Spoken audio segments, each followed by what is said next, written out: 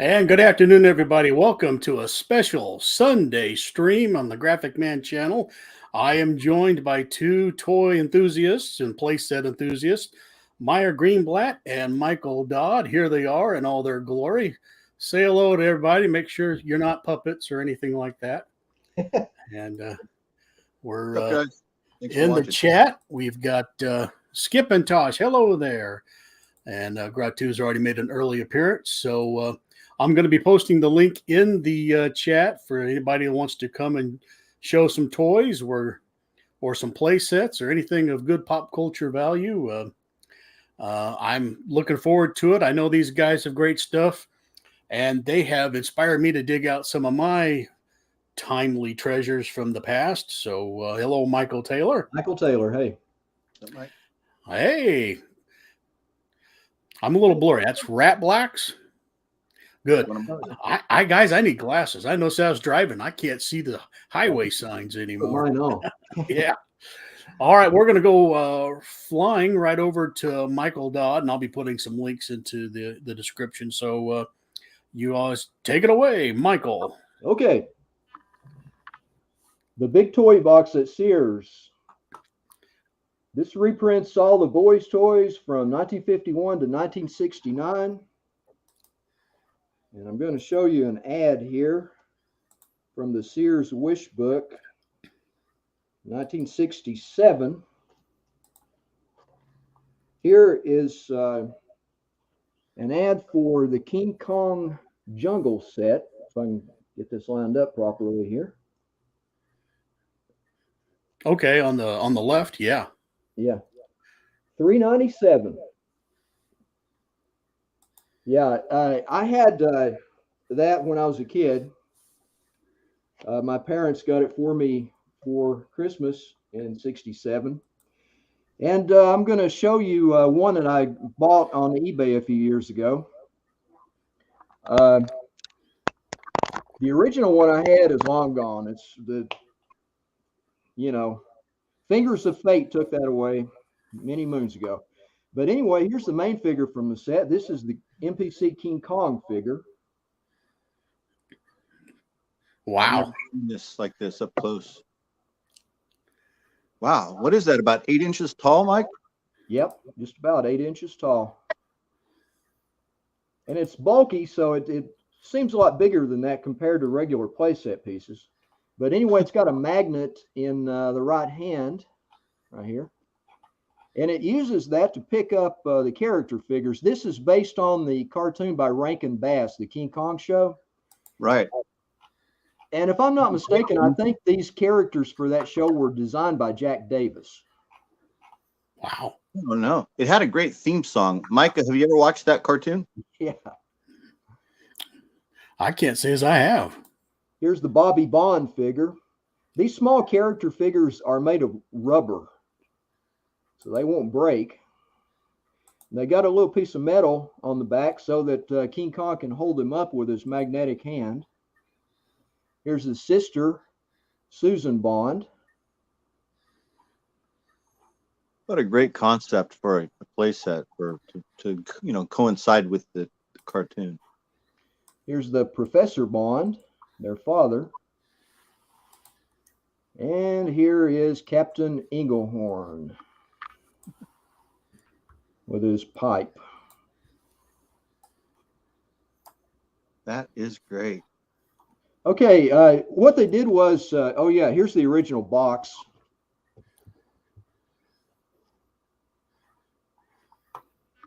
And the box is extremely small for all the stuff they cram into it. I mean, I would assume that probably a few of these pieces got broken.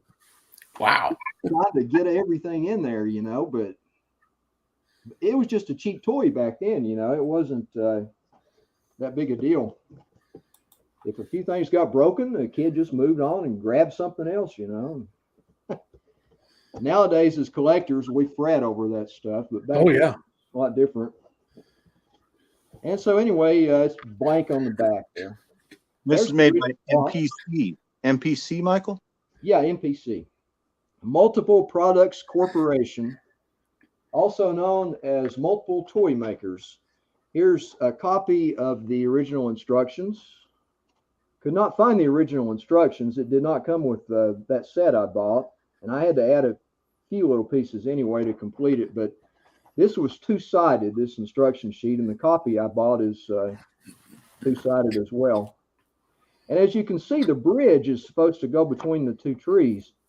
I don't do that. That bridge is a little bit brittle, and the trees are made of hard plastic, so Oh, wow. pop that thing in there, and I'm not going to stress that plastic like that. And here are a few of the pieces from it. You got two of these trees.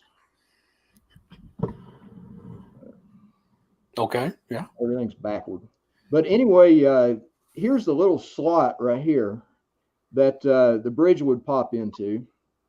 And also, these trees were available in other NPC play sets. I mean, I think the Planet of the Apes had them in different ones. And then there was the hut. It's not put together, but these red parts go on each side of the roof. It's made of soft plastic. You got the mountain piece here. Standard NPC mountain with the ledges. And the two rock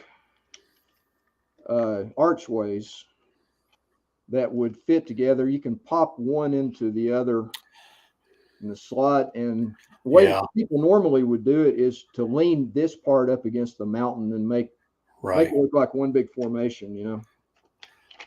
And here's some of the pieces also that came with it. Came with these natives. There were 16 of them in 2 different colors. Here's one of the black ones. They're in different poses, but I didn't pull them all out. And here's the yellow. And they also came in other colors too. And here's... They have numbers on the bottom, Mike? Do the natives have numbers on the bottom? Just says NPC. They don't have numbers. All right. But I have some like that, but a lot of their figures did have numbers, like those weird monsters have numbers. Here's some of the animals. Here's the gorilla. That's my favorite right there. You like that? Yeah, that was my all-time favorite figure as a kid. The size of it alone, it fit perfectly in your hand. Oh, cool. Probably the biggest one. There's the elephant. And you know, what they did was they took the King Kong characters from the cartoon and they placed them in just a regular jungle set instead of putting them with dinosaurs, which I know that scale was a problem for them. And here's a baby elephant. Cool. And but anyway, these jungle sets were pretty all-inclusive. Here is an Asian tiger with the African jungle set. And here then is an American bison with the African jungle set. But you can kind of pretend it's a Cape buffalo, I guess. Sure, yeah. A lot of kids wouldn't even know anyway. So. Right. And there's one of the rhinos. Yeah. And here is a hippo. All right. And here's a giraffe.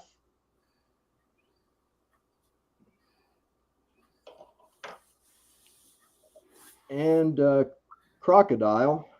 Actually, it looks more like an alligator, but, you know, not bad. And here are some of the special pieces that came with the jungle sets. This is the cage. It's got like a thing where you could hang it from the top of the hut, and a kid could just push that top with his finger, and it would fall and trap the animal, you know, in it. And here's one of the most sought after pieces in the set. This is the war canoe. And it came with oars. I've got the oars too, but I didn't get them out of the bag. The main piece of this is this antelope figurehead that makes it really sought after. And these things actually command some value on eBay when they finally pop up, because a lot of times that figurehead is missing. Here's another sought after piece, the wooden footbridge. These are pretty common in NPC play sets as well. Those are in the Planet of the Apes play set and some other stuff. And when you find them, they're almost always broken. These handholds here, rope handles or whatever, are almost always broken or completely broken off. A lot of times the handles are completely broken off, the rails or whatever, and you just got the flat bridge, you know. And let's see. Yeah, we'll go to this. Here's that's pretty much it for that King Kong Jungle set. Oh yeah, and I've got a video posted now, so anybody can see it set up on that video. What's your channel, Michaell? This is the window box set. This is actually a lot more rare than the jungle set. And to find a jungle set near complete in good condition is fairly scarce these days, especially with a nice box. But this is so much more rare. I've only ever seen 2 examples of this set. Besides this one, there was one other on eBay about 5 or 6 years ago that came up, and the box was crushed on it, and the cellophane was torn out of it. So this is the only complete example with the halfway decent box that I've ever seen. Wow. They didn't go with the jungle thing. They went with the military thing, like where he goes to New York, but it's got an insert in there that's supposed to stand for Skull Island anyway. And there's all the characters there.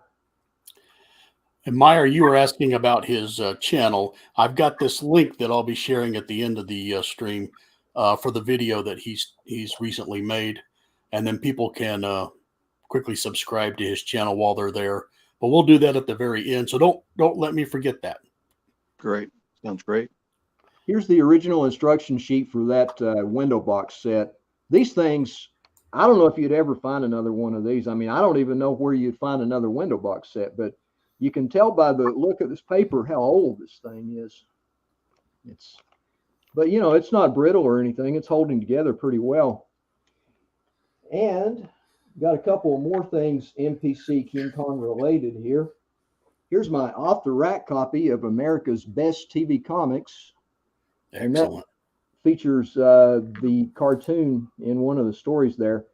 This is by Marvel, actually, and they were hired by ABC to produce this comic kind of as, you know, an advertisement for it or whatever. But I love this, man. It was a quarter. It's square bound. I watched the Fantastic Four. I watched all of these back when I was a kid. Spider-Man and Journey to the Center of the Earth and the King Kong Show, George of the Jungle, Casper. I mean, this is just a wonderful comic. There's an ad for the Flying Nun. Sister Betrill.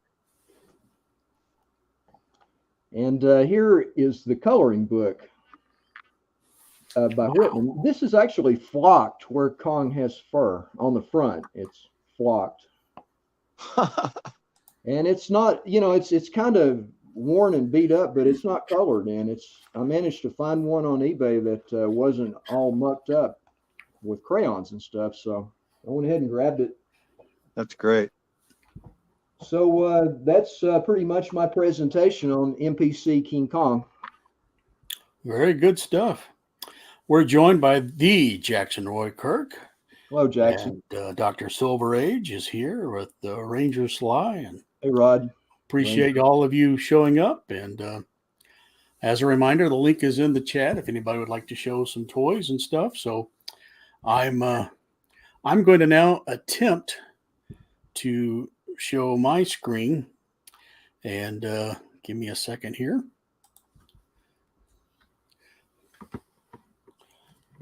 So guys, when I want to have a war, I just bring out a bunch of crazy guys, and I just line them up and just kind of start duking it out. So, but I've got some close-ups of these that I'm showing you now. I'm not sure what you're able to see yet. Oh, there we go. Good. So I like to mix and blend. And so you see some Marvel characters. And here's a couple of the things.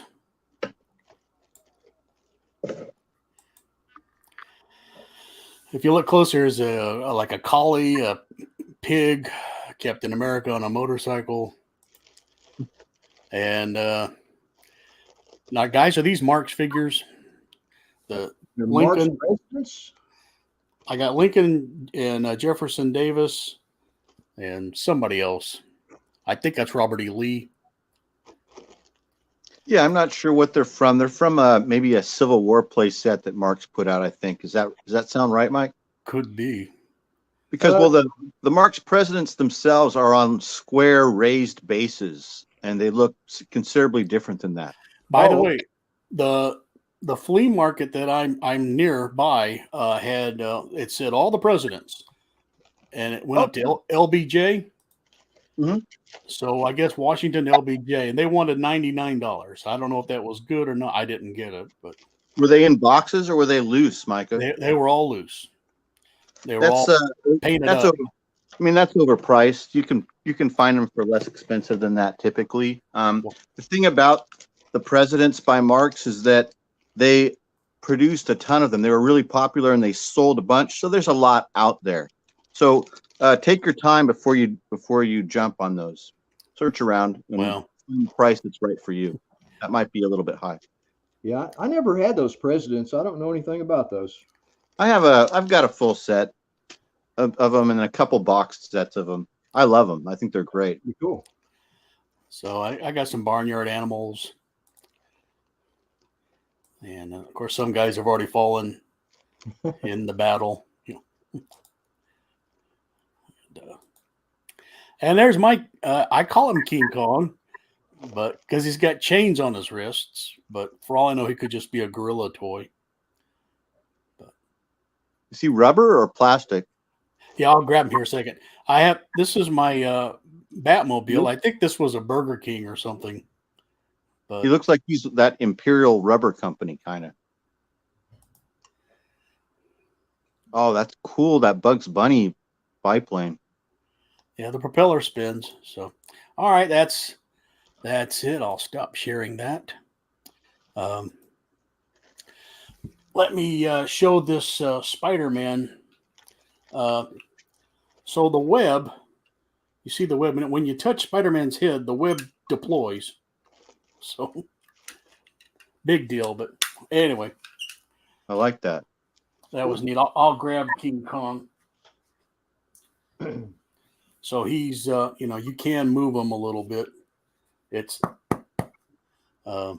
sort of tough. Is it marked? But I can't read the back. But yeah, there's some print on the back. So I'll try to read while one of you guys are talking about stuff. So that's for round one. And now I'm going to check out the comments. We're going to go to Meyer if you're ready, Meyer. Yeah, sure. We'll start with this with a Marx playset, and the one that we'll look at is not a vintage playset, but I'll be showing you some elements that are vintage. But this is a playset that came out in 1991, and it was a 30-year anniversary of the 1961 Flintstones playset that was put out by Marx. Fantastic. Now it's a really big box. As you can see, it's a big box, but there's so much stuff in here that, just like what Michaell was saying earlier, the way that they packed these toys back in the old days, you would never think that all this stuff fit inside that small box, but it did. The set comes with some directions and some history behind, the set itself. That was put out in 1991, and then also it came with a reproduction of what the original nice instruction sheet for the toy set, for the play set, looked like. Yeah, that really helps a parent out when the kid says, "How do I do this?" Right. There's all the directions on putting it together. As I mentioned, it's a big set. We're going to try and take a look at it. I've got it kind of set up, but just got it set up so that we've got it all out on the table and we can take a look at it maybe individually after we look at how big it is. So this is a full-size coffee table, like 4 feet by 2.5 feet, and it's all the way over the edges. the set even comes with the gravel pit for Fred to go to work in. Wow. Made of Cool. a hard plastic that I'll never be able to get back inside that box with everything packed around it like it was when I first opened it up new. This set is still available. You can find it on the internet in like new condition, like I showed you in that box. They put out a bunch of these in the early 90s, and they probably didn't even sell all the ones that they. So what's cool about this set is that this new Ruby edition that came out in 1991 came with lots of figures that the original set didn't come with. It came with these special ones, and let's turn the camera around and we'll take a look at the figures now, so you guys can see what it looks like. The set itself comes with 1, 2, 3, 4, 5, 6 different buildings. One of the best ones being this little lunch building, a luncheonette with a little figure inside that, she's supposed to be in there taking your order. Yeah, that's probably where they got the ribs every night that topped over the car. Yeah, maybe. And the Bronto burgers. Yeah, Bronto burgers. And yeah, it comes with oh, cool. So let me turn the camera around and see if we can take a closer look at this stuff, and I'll hold it up for you guys. So you can pretend you got Barney's house next door and Joe Rockhead and all the guys. Yeah. Absolutely. So I think this is the Simpsons. This is the Flintstones. This is Fred and Wilma's house, I believe. Sure. That it comes with, and as I mentioned, it comes with this Fred and his car, and you can pull that into the driveway if you want. That is awesome. Another one of the buildings that it comes with is a gas station.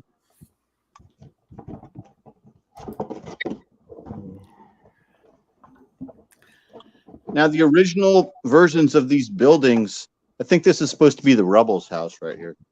Now, Fryer's asking, is this Mark's? Yes. 91, So I think you said. This is Mark's that was put out in 1991, and it's all just reproductions of the original play set that came out in 1961. Now, the original was these pieces were gray. The original figures, which I'm going to show you. So I have some of the original figures in my set, which I prefer because the plastic has a different quality to them. So the original figures like this is a guy that's supposed to be working at the gas station that's pumping your tank. Hold on. Okay.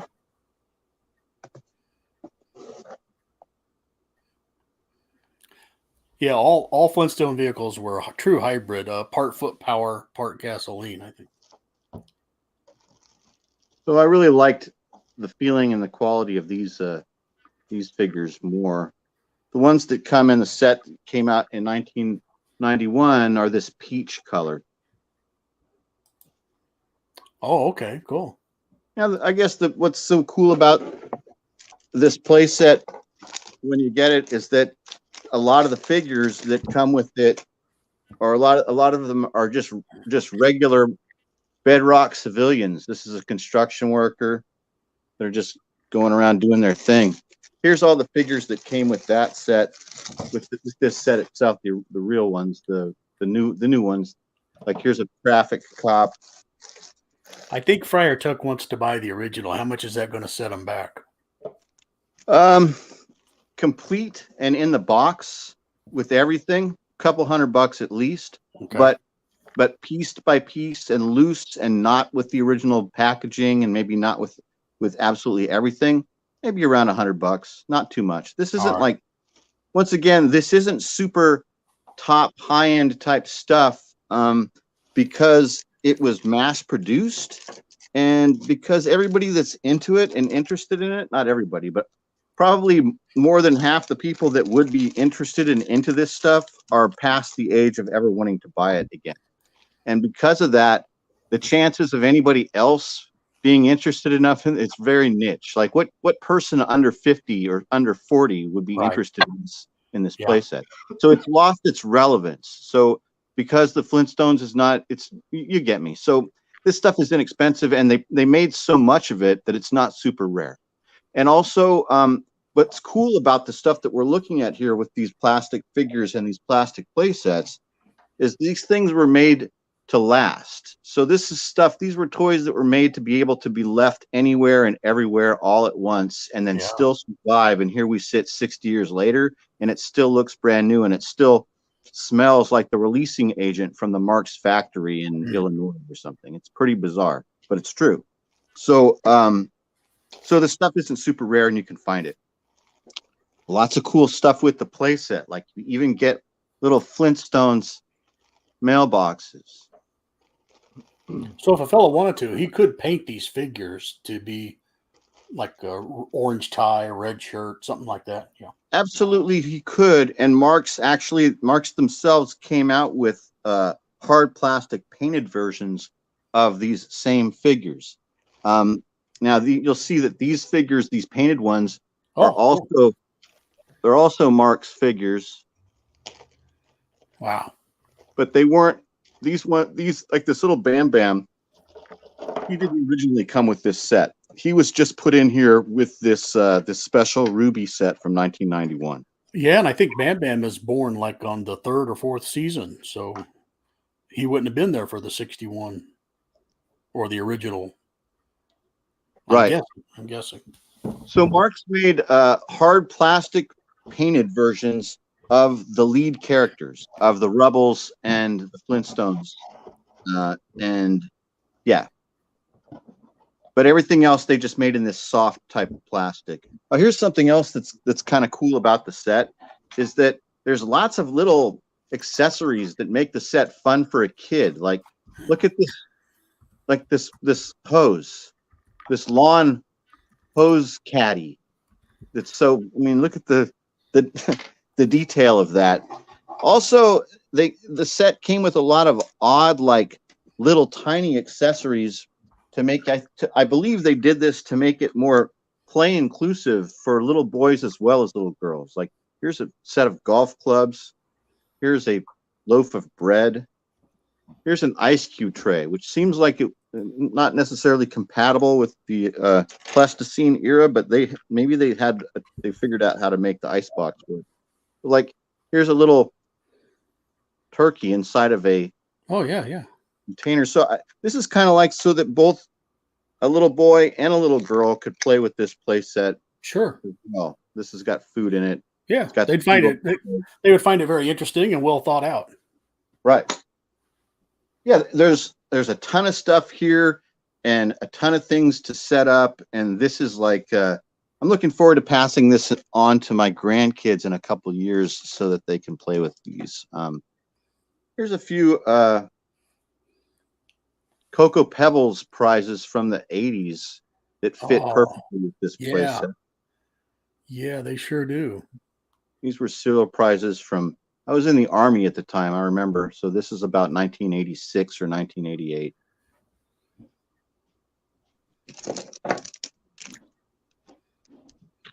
We're almost done. We'll look at like one more figure because this is one of my all-time favorites. Figures is this, his name is Baby Puss.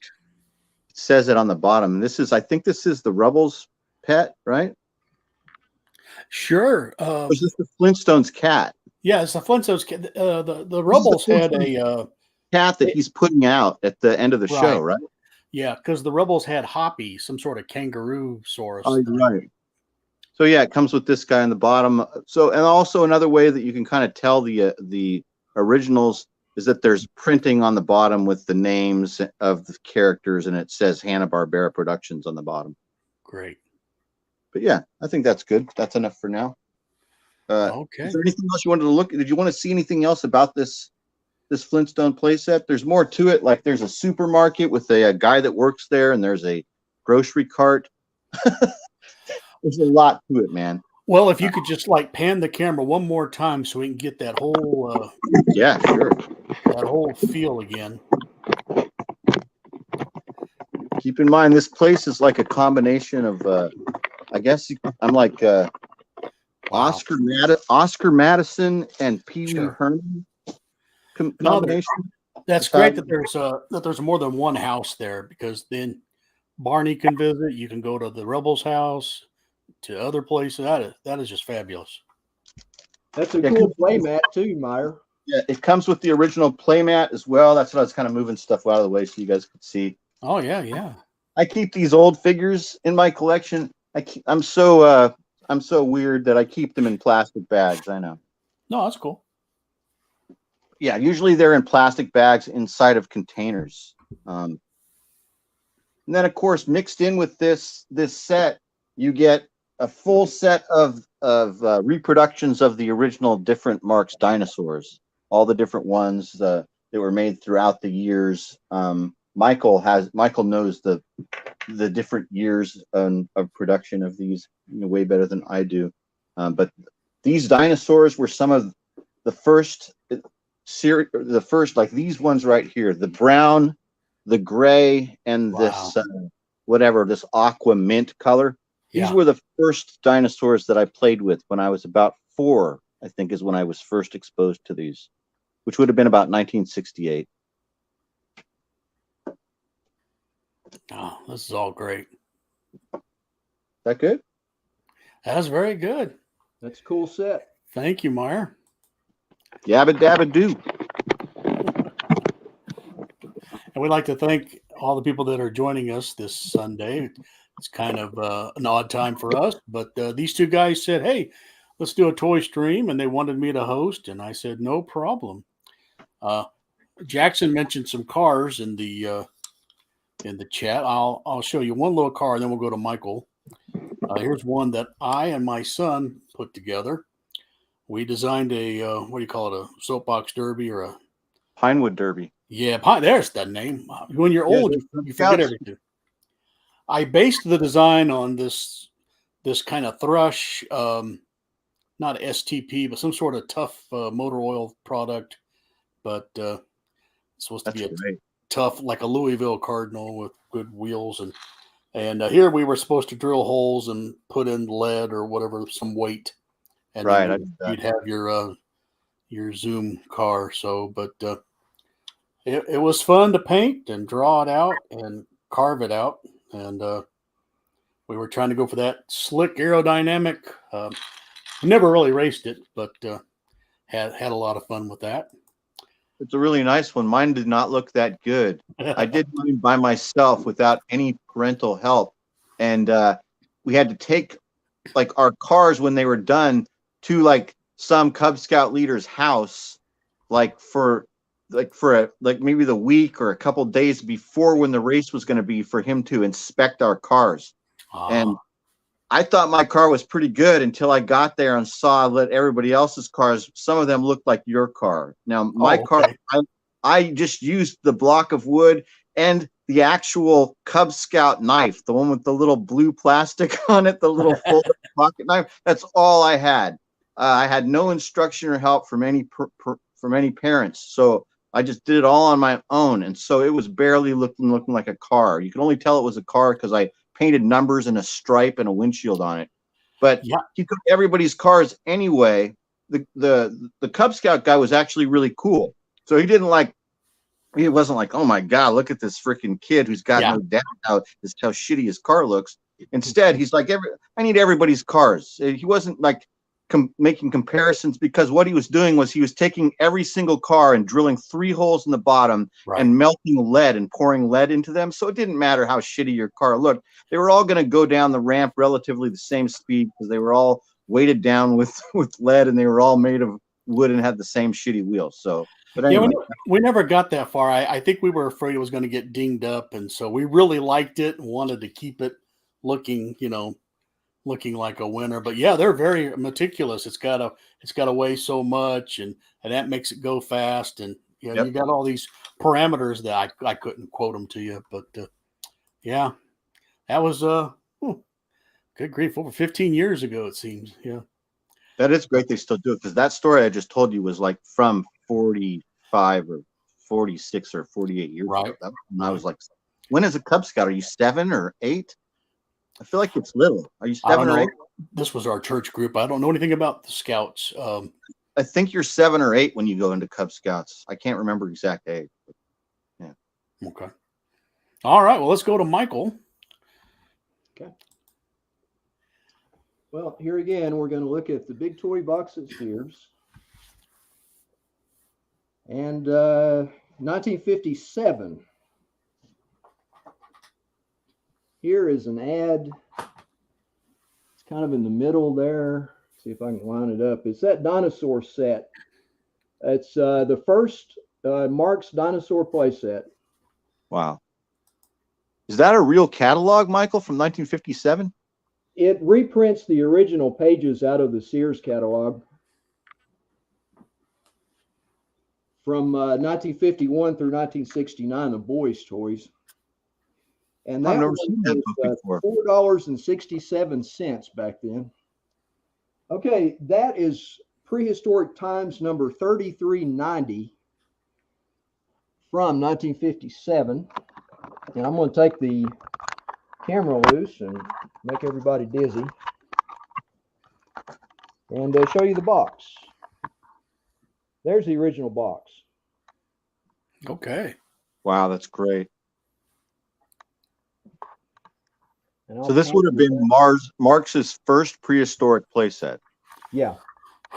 And it had this thing here you could bend down for a handle, but a lot of times those are torn off, and I don't fool with that because that corrugated cardboard is very old and it's going to break pretty easy, you know, if you keep bending it. So yeah. And I'll kind of spin the box around so you guys can see. Well, I imagine they did not think it was going to last this long. No, I'm sure they didn't. It's number 3390. The Marx had a designation for each of its play sets, a numerical designation. And somebody owned this before. Yeah. With the last name of Bailey. I guess that's an H. Here's the back. Yeah, I love these instances like this. I've only got a couple toys that are in this sort of condition that are this old. And in my mind, I always imagine that this is a toy that perhaps was purchased by a grandparent or an aunt and then played with by a kid at their house and then in somehow, some way ended up in a closet underneath some hat boxes for 30, 40 years. You know what I'm saying? And I only say this is because I had aunts or aunts, whatever how you want to pronounce it. I had ones that did this sort of thing, that had old toys that were in their closets forever, that were only played with by visiting kids, by kids that came and visited. Right. Wow, look at that. Here's the terrain that came with it. It's vacuform and it's very brittle. It looks brand new. Yeah, this is in rarely good condition. Most of them you see have chunks broken out of the corners or at least have cracks in them, but this one is fairly well unscathed. I got very lucky when I bought this off of eBay several years ago. Now, of course, I never had this play set when I was a kid because it's before my time, you know, but I had some of the later Marx play sets that made me fall in love with Marx dinosaurs. And I'm going to show you some of the figures from it. Get this back on here.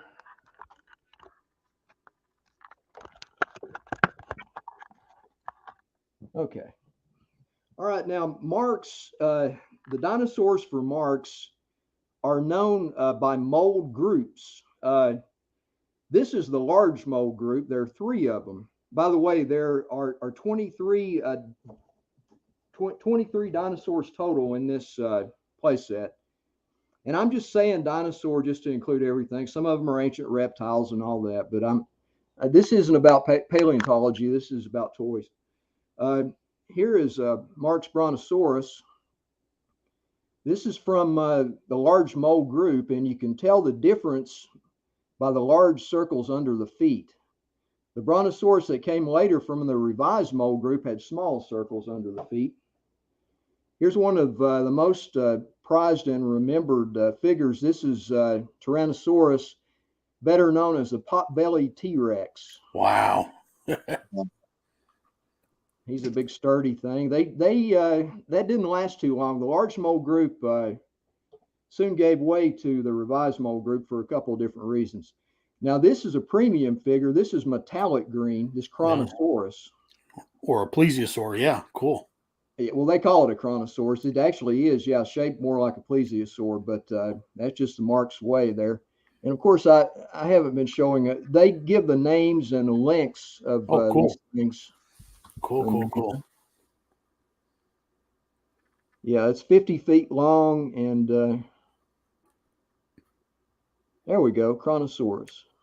I love But the teeth. anyway, these metallic green ones are premium pieces, and they sell for, that might be $100 piece. I don't know. Wow. That's the large mold group. Also, the old plastic has a distinctive smell because they use lead paint in there for the color pigment. And that changed around 1964, I think, to a different plastic mixture without the lead paint. So it doesn't have that pungent lead smell that older collectors and people that were kids back then are so familiar with. The next mold group we'll look at is the medium mold group. Now, these are almost always the same color because they come from the same mold run. They're color matching, they call them. And the only one of the groups that are different from that is the large mold group, which is PL749 by Mark's designation, because they would often put one of the figures as a premium figure, either metallic silver or metallic green or a couple of other really rare colors. But anyway, we'll look at the medium mold group. There are 6 dinos in the medium mold group. Here's the Allosaurus. And these will all be the same color because they all came from the same mold group. You know it's original when they all match. And sometimes they're marbled. They're almost unique. They have like black marbled into them, and those are more highly sought after too. But from that mold group, all of them will be marbled in different patterns. This one is not. It's just regular. That was a Stegosaurus. Here's an Ankylosaurus. And there again, each dino has the name and the length on the either the underbelly or the tail, 25 feet long on that one. Here is medium mold group Trachodon. Doesn't stand too well. They redid the Trachodon for the revised mold group, and it stands up a little easier. And here is the Pteranodon. A lot of people want to call that a pterodactyl, but it's a Pteranodon. And let's see. Let me get the thing lined up here. See if it'll focus. And it doesn't want to. Okay, here's the Hadrosaurus. It's another duckbill. Thanks, Rod. And a lot of people remember him because he's kind of an odd-looking dino with some personality. The way he stands around and cocks his head and has one arm outraised like he's waving to somebody. So that's all 6 of the medium mold group. Now that we got the small mold group, there was in this playset. There's 1 shot of large mold group, 1 shot of medium mold group, and 2 shots of small mold group. Here's the Plateosaurus. This is small mold group. Here's the other Plateosaurus. There are 2 of them in this mold group. Here's the Triceratops from the small mold group. And you can tell him he differs from the revised mold group version of the Triceratops because his horns are a lot thicker. And here's the Dimetrodon from the small mold group. And there are 2 of them. They're almost identical, but not quite. There are some little differences, and anybody that's a fanatic about this knows what it is, but I'm not going to go over all that right now. Here's the Sphenacodon. It's kind of a neat looking lizard type thing with a fin on the back, sort of a crest. Nasty looking critter. And here's the Cynognathus. Now there were 2 shots of this small mold group in this play set, and usually in different colors. Here, I'm not going to take them out of the bag, but here's the other small mold group in this one, and this one is marbled a little bit. It actually has some white plastic see on the fin there for the Dimetrodon, a little bit of white and just a touch of, of black plastic was interlaced with the gray on these. And all of them will have that from that mold group. Here are the cavemen. There are 2 sets of cavemen in 6 poses. This is in the cream color or beige. That's one of my favorites right there. That particular pose of him holding that rock over his head is one of my favorites from when I was a kid. Good one. Okay, then here's one pounding a rock, maybe trying to start a fire.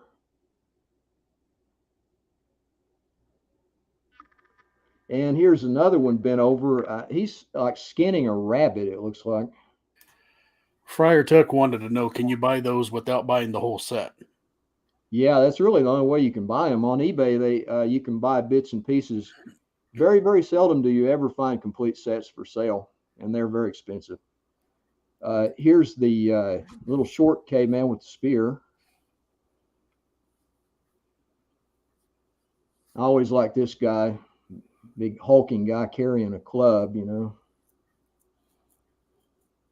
And the sculpting on these are really great, man. I mean, the Marks company really hired the best sculptors. I think a guy named Bill Lemon was responsible for some of the sculpting. I've heard that name, maybe with Aurora too.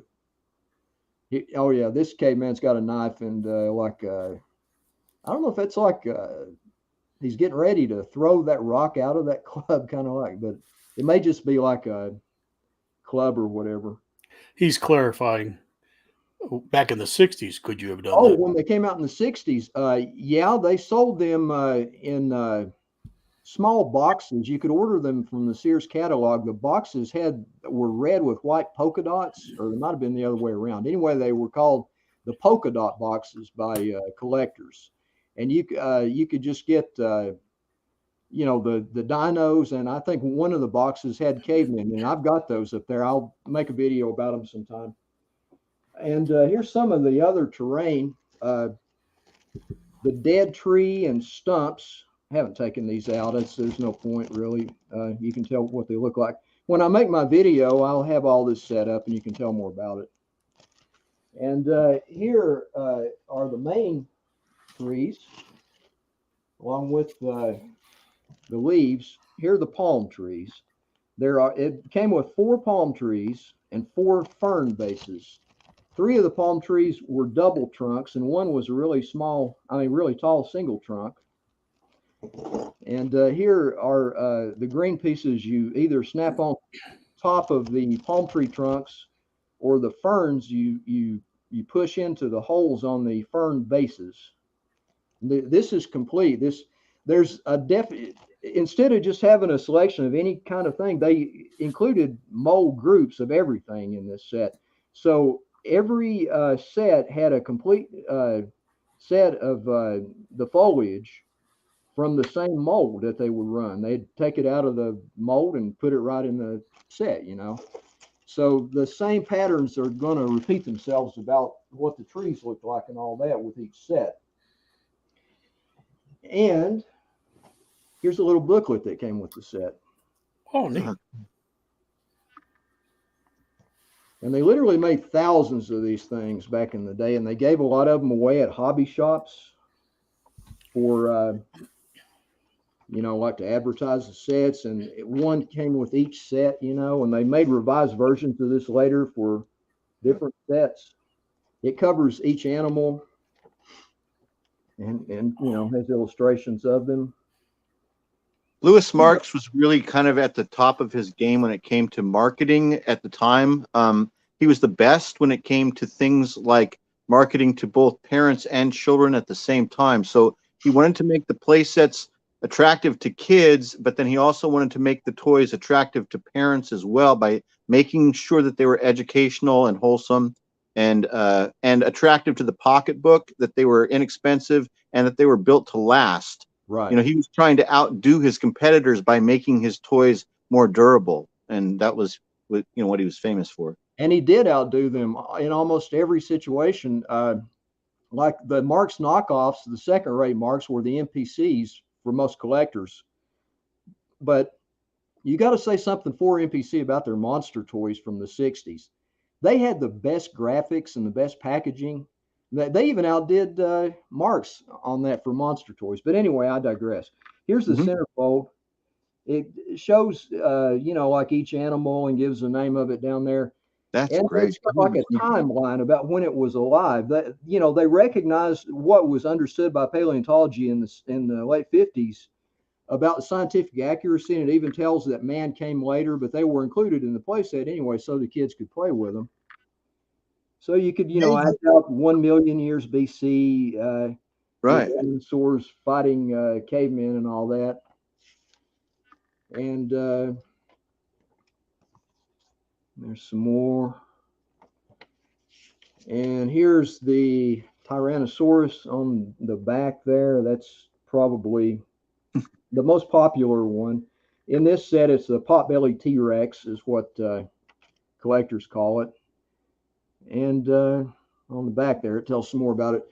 So, these books were a dime a dozen. I mean, literally, you could get them for next to nothing. Back when all this came out, they were just given away. But now they're harder to find, especially in decent condition. When you find one beat up on eBay, it's usually anywhere from like $10 to $20. Or at least it was back when I was looking for this stuff. It may be more now. Here is a serial premium like fanzine called Freaky Magnet. This is number 11 from spring 1998. And this has some good stuff about dino toys in it. Here's an article covering the Nabisco figures in wheat honeys and rice honeys, and later on in Fritos, that were actually made by the Lido company. And here's the start of a very good article by Joe DeMarco about Marx dinos. For any Marx enthusiast for the dinos, this is worth seeking out, and it probably would be kind of hard to find now, but who knows? I mean, if you have a saved search on eBay and one pops up, you can probably get it cheap, because not many people collect this stuff now, and even though some of it's very hard to find, I don't think any of it's really expensive as far as something like that would go. The set itself, yeah, it's kind of pricey, but the magazines about the articles, with the articles, not. And here's another one that has some really good information in it. Let's see. Wow, this is long. This is Plastic Figure and Playset Collector, number 64 from December 1999. And this has a very long article that covers a lot of facts about contents of playsets, and covers the timeline of playsets from the 60s and 70s that Marx put out. They were still making playsets even after Marx was sold to the Quaker Oats Company back in like 1972 or whatever. They made the mountain sets in the 70s. Now, that Flintstone set reissue that you showed, Meyer, that's actually by a company called Marx of Miami. It's actually a different company from Marx, but they had the original Marx molds for some of that stuff. So they cranked that playset out, and it's a great playset, man. In some ways, it's even better than the original Flintstone playset. And there's a really rare set up here. I don't have that. I've got this one. This is like the biggest, most sought after set right here, the 3398 from 1961. And then they re-released that in 1971 with the updated plastic, and it lost a bit of its charm. There's one of the mountain sets right here. I've got 3 different mountain sets that I'll be making videos about. I've got the 2 that Marx put out in the 70s, and then I've got one by Superior, who made some interesting sets in the 80s. And anyway, that's all for that, but some very good information on Marx, anybody that's interested in finding those for source. Very good. Very good. Well, how about some tater tots, guys? The fast food company called Sonic had tater tots for the Justice League, and these are some cards that they would put out. There's Plastic Man, Aquaman as a tater tot. There's Superman, and I should have made this full screen. And there you're looking at some of them. So here's the Martian Manhunter.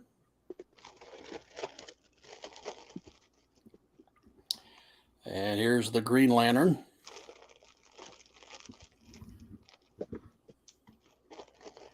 There's Batman. Bizarro. Here's Wonder Woman. Just in case Jambo wants to watch this later. Here's the Flash. And so it was a neat little novelty they had for their little kids' meals at Sonic. All the Justice League characters are shaped like tater tots. Plastic Man has the longest legs, and I guess that's because he stretches, but they don't stretch. They just made them goofy-looking long legs. So that's the... and, of course, it came with all these cards. Here's the Hot Girl. And some of them were... I don't know what the term is. The holographic. So here's the Martian Manhunter. And he can go through this wall. There, he's disappearing. And some of these are just magnets you put on your refrigerator. I think it's lenticular is what they call it. That's probably it. Here was Sinestro. I don't have him as a figure, but they made him and, of course, the Bizarro as a bad guy. So these were, this will get you to keep coming back to Sonic. There was the Clark Kent. And on the back, these were all puzzle pieces. You put these together for a very large puzzle, or you could design your own superhero. It looks like my son, when he was much younger, was trying to devise some sort of graphic man for me or something. But those are the great Sonic Tater Tots Justice League. And behind them, I have some good old Pez dispensers. And you're saying big deal. There's a reason I'm going to show these. So there's everybody's favorite rubber ducky. Here's the Spider-Man. I'm a big Donald Duck fan, so I had to have a Donald Duck. I have two Captain Americas, one with a red base and one with a blue base for some reason. But the reason I'm showing Pez, which anybody can get Pez, but I'm going to show you what I recently found by just going to Cracker Barrel. Whoa. How tall is that? I'm standing on the, well, I don't know. A foot? More? I don't know. But it's the real deal. And you'll like the box it came in. Check out that artwork. That's cool. And it even had candy. Haven't pulled out the candy yet, but I managed to get it out of the box without hurting the box. So if you're at a Cracker Barrel, and for about $20, which I was probably robbed, but you know, it was an impulse buy. I like it. It's giant. So my wife told me this was my Christmas, so I don't know. We'll see. Anyway, I'm just trying my best to keep up with you guys. Let's see. What company put those tots in? That's the fast food place called Sonic. And I think it was 2012. But you could probably find them on eBay.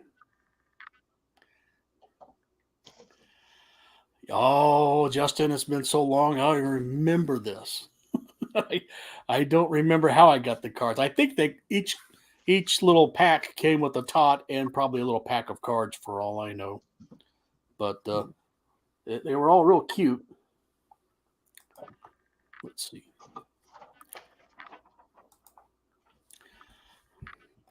Well, Batman has to smile for this. We welcome lead paint. Those Pez dispensers are legit, man. A lot of people collect those.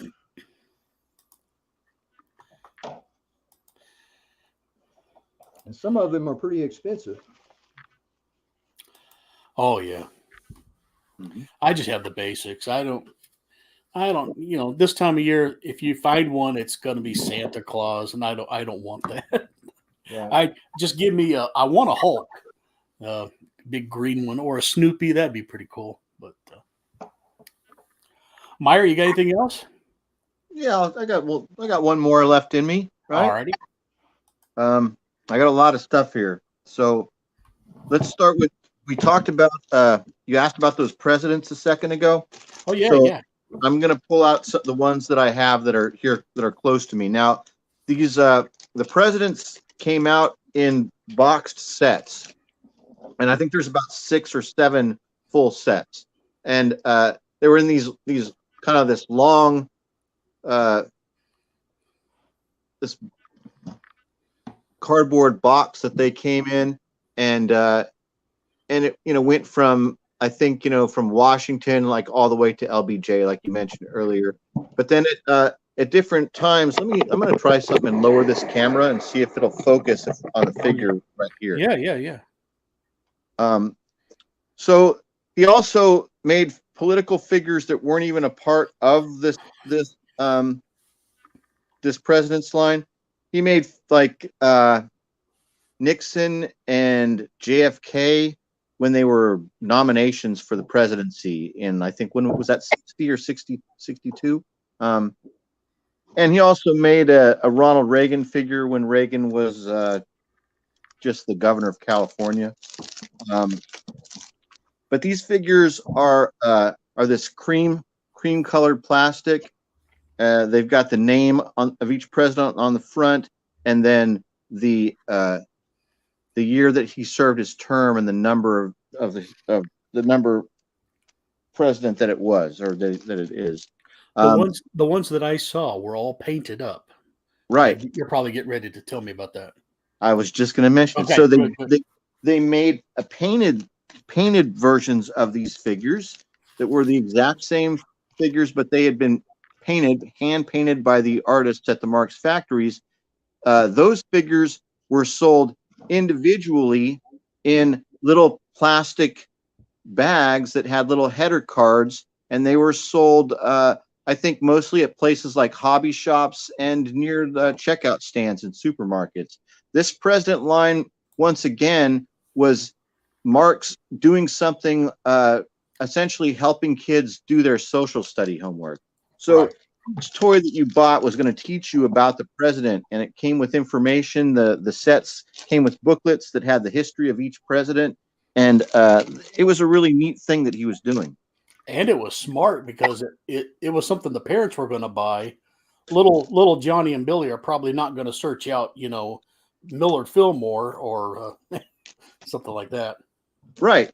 And the kids are going to buy them, and they're going to use the toy as a sort of quizzing process to memorize the presidents when you have to do that in like 4th grade. I think in 4th grade, everybody had to memorize the presidents. So it was a novel way to help kids do their homework. So these are some early 50s Western figures put out by Marx. And I'm just showing you a couple of my favorite ones.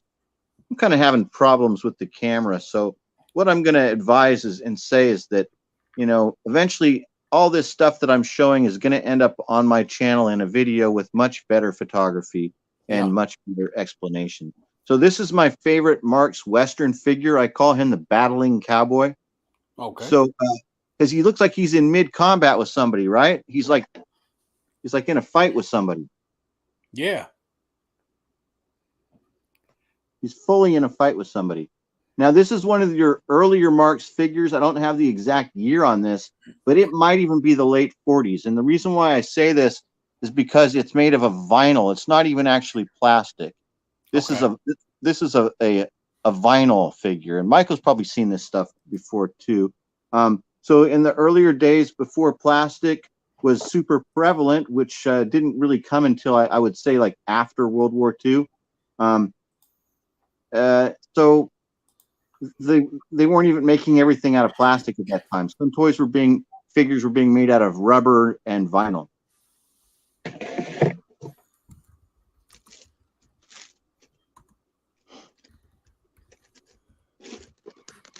And then maybe this will just be the last one. This is another one of those early Marx Western figures that just happens to be one of my favorite. And I guess one of the things that makes Marx is that they have this ability to make the figures appear very dynamic, right? Like the guy that we just looked at. Yeah. So not all of your cowboy and Indian and soldiers and American GIs and German GIs, they don't all come out the way that Marx makes them come out. Marx adds character and almost depth and action to the figures, like this set that's made to go together, right?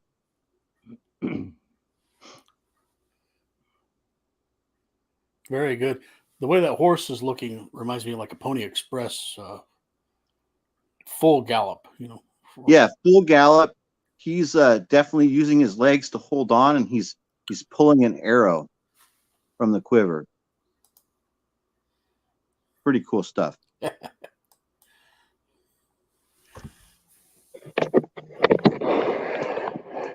Nice. So yeah, a lot of this older stuff that I really like, and I'm particular and odd about how I keep it all. I keep it all separate and in little plastic bags. I have it all separated by, like, look. Oh yeah. Western figures. Yep.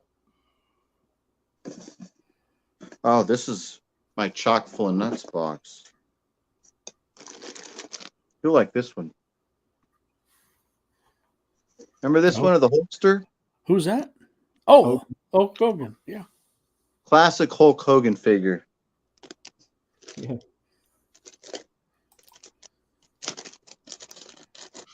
Here's a Ralph Cramden figure. So Marx was all over the place. Marx crammed in after Slim Fast, but go ahead. Yeah. Yeah, he kind of looks thin, doesn't he? Yeah. So they made more than one Jackie Gleason figure. So Marx was almost like the Dell Comics of toy companies. And what I mean by that is that they had licensing with everybody. They had licensing with Disney, Hanna-Barbera, many television shows, even movies sometimes, right, Michael? They licensed tons of stuff. That's it, Michael. You can take it down. Thanks, man. Yeah, they had a lot of movies, a lot of horror movie comics that I'd love to get, you know, like the Edgar Allan Poe movies by Roger Corman. It had Vincent Price in them. Those all had Marx, or it had Dell comics, and Marx was just like that with toys, man. They licensed everything. Oh, I used to, speaking of Dr. Silverage, I used to play, and I would get these big marbles, and they would be boulders, and I'd chase the cowboys with them, and oh yeah. But I was an only child, so I had to come up with my own playtime and make my own little games and adventures. So the advantage is I didn't have a brother that would take his toy away from me or things like that. Some of you guys had to endure. I guess I was pretty lucky in that regard. Well, Michael, I think me and Meyer just about run out. So you got a good follow-up round for us? Yeah, I got one more. All right. I've got another custom that I thought I'd show real quick. Oh yeah, cool. It's a pulp era science fiction playset. I'll show you the box. It's not profusely illustrated like the box on that Haunted Graveyard playset was. But basically, here's a couple of dinosaurs watching a rocket ship enter the atmosphere of Venus. And the idea of Venus in this is like a jungle planet. Yeah. It's not like real science. This is fun stuff, like it was in the old 50s and science fiction movies. And there's some of the blurbs there about some of the contents for it. And that Chaos Toys, that branding at the bottom is just a fictitious company that I made up. The illustration in the middle, I got that off the internet years ago and printed it out and just attached it, And it kind of spoke of the essence of the set to me, even though it's, it doesn't show anything particularly from this set. It's just that ambiance. And while I've got the camera off, I'll show some of the stuff on the inside.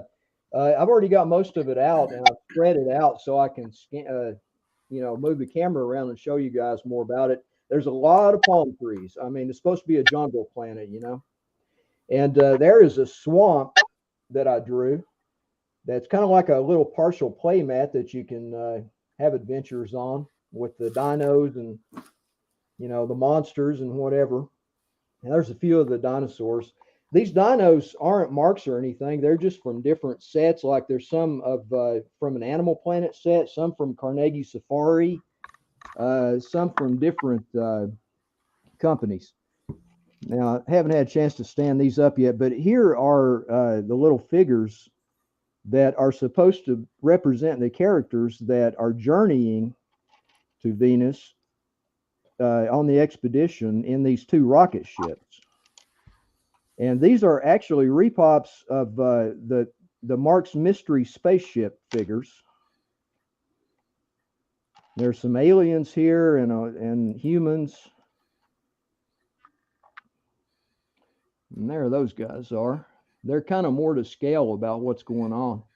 Yeah, the monsters and dinos are really big in this set. So the spaceships are fantastic. Yeah, here's the Earth-based stuff. Here's a little wooden sign. All these are made of wood. I bought these pieces from a guy named Clyde Childress on eBay. Here's the launch platform for the rocket ships. And anyway, he made these and had, he made special decals for them and painted them. All these are made of wood. There's the headquarters there.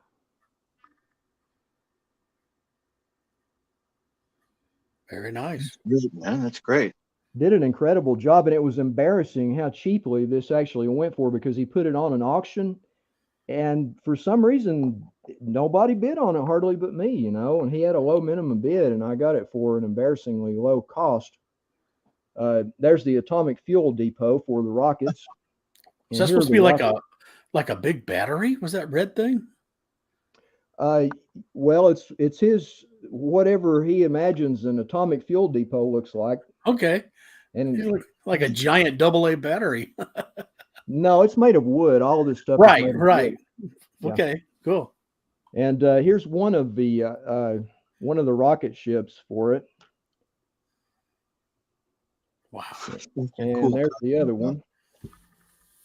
And they're made of wood also. He made all this stuff. Very Buck Rogers looking, right? Right.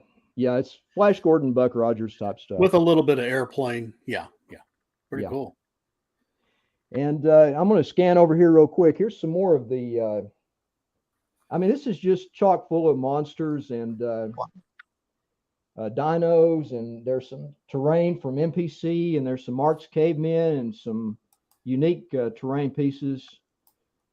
There is a Mark's Cave from Troll Village that I managed to get real cheap on eBay years ago and put that in there. Those cavemen stand for, I think I called them energy ogres in the background for the set. And there's some bigger dinos. And here's some Mark's trees. And there's the palm tree types that are in the thing. There are a lot of those. And there's a Carnegie Safari critter there. And this is an X Plus Emer from the Ray Harryhausen flick, 20 Million Miles to Earth. It was supposed to originally come from Venus, and of course it was small on Venus in that, but here it's a towering giant, and it's pretty much at the top of the food chain. call it the Chaos Beast in this one.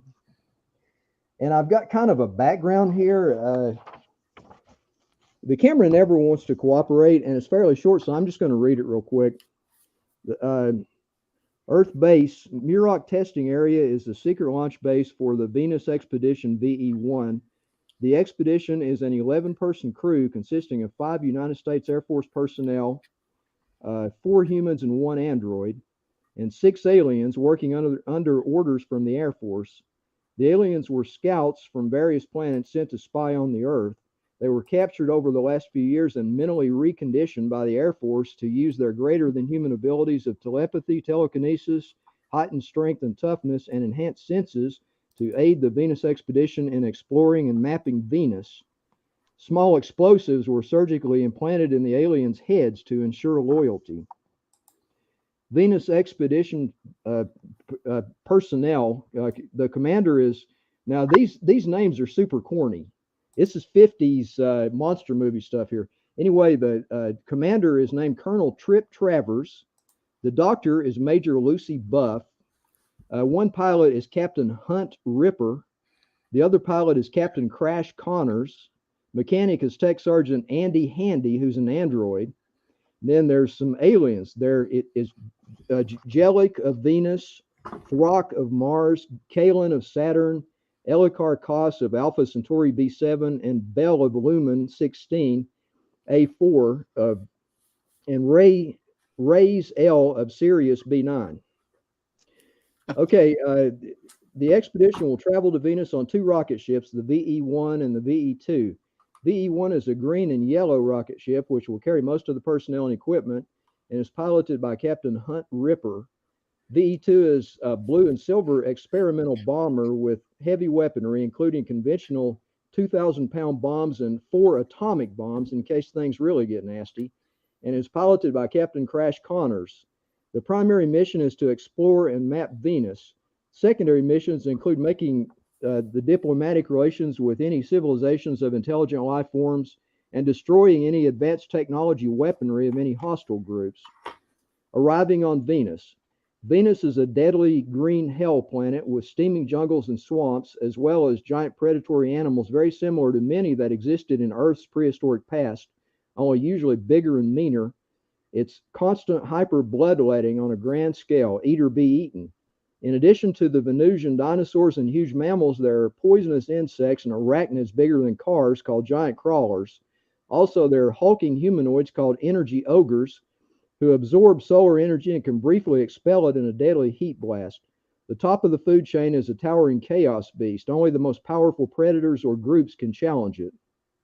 Most of the vegetation resembles palm trees, and there are also carnivorous trees and plants in abundance, and the glowing swamps have a type of floating algae-like growth which can strip the flesh off of smaller life forms in seconds. Welcome to the bloody jungle planet. Chaos Toys, Route 666, The Great Abyss. So that's it for that.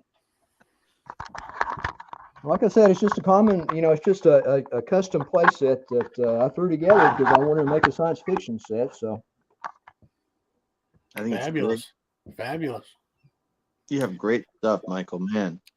And Michaell has made a video and for you to follow this link, and it's in the chat. I don't know if you could click on it in the chat, so you can check out his page when you get there. So you'll be able to come back to here and freeze frame that and type that all out if you need to. So, and while you're there, don't forget to subscribe to Michaell Dodd. thanks, and, Rod. And subscribe to Meyer Greenblatt. And if you're not already subscribed to the Graphic Man channel, please do so. These were fantastic toys. I've double checked the back of this. It says Gorilla. So although he had chains on his wrists, so maybe they just couldn't say King Kong because that's licensed. But this is Gorilla. I just got a notice, man. I just got a notice. I have a new subscriber. Thanks, Jackson. Well, fantastic. Good. I have 3 now. There you go.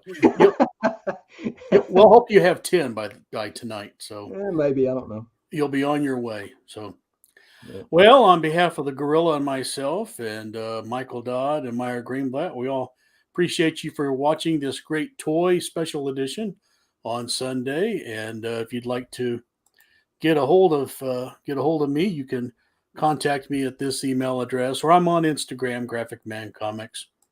And as always, we hope to see you next time, especially on Wednesday nights for the 4-color fossils.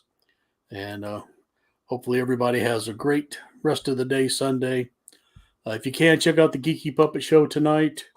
And I think Horror Mike will have a special stream tomorrow night. So it's a very busy time for everybody. So until then, if you guys have any parting comments, we'll say goodbye.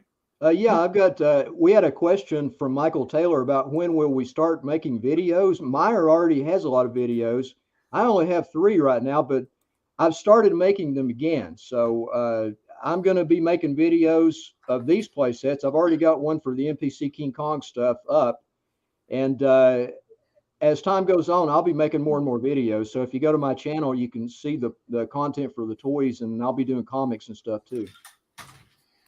I'm looking forward to seeing your stuff, Michael. Come and see me over at my channel. Anybody? I've got videos. I don't know, maybe once a week or so. I used to be more frequent, but they're coming out more frequently these days. So you never know what I'm going to talk about. Sometimes it's toys, sometimes it's comics, sometimes it's the military. You don't know what it's going to be. It's always interesting, though. Oh, thank you, Michael. Thanks, and thanks for everybody for watching. This was the Human Torch. Yeah. Oh, cool. Oh, cool. So, all right, guys. Well, we'll see you next time, and hopefully we'll see people back Wednesday night on for the 4-color fossil show. And don't forget to check out these 2 guys and subscribe them up. So we'll see you. Happy drawing, everybody.